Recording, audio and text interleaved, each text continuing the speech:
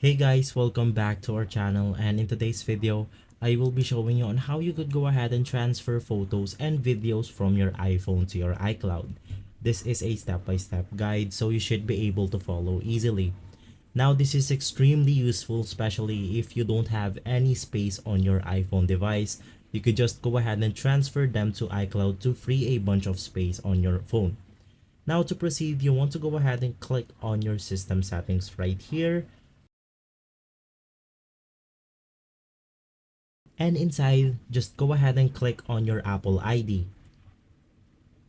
Inside your Apple ID, you will be able to see the iCloud settings right here. Just go ahead and click on iCloud 5 gigabytes.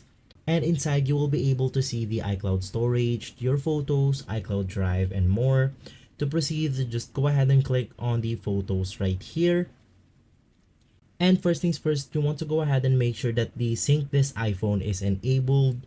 And after that, just go ahead and scroll down, and you want to go ahead and make sure that the first setting is enabled right here.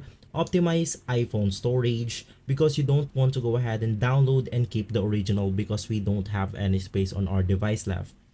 And after transferring all of the photos to your iCloud, you could just go ahead and go back to your settings right here.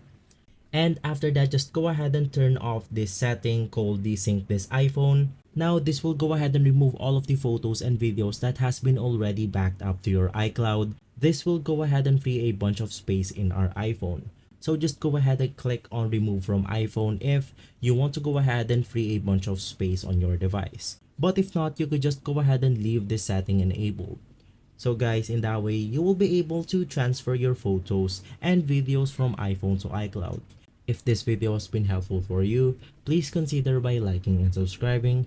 I will make sure to see you again next time. And as always, thank you.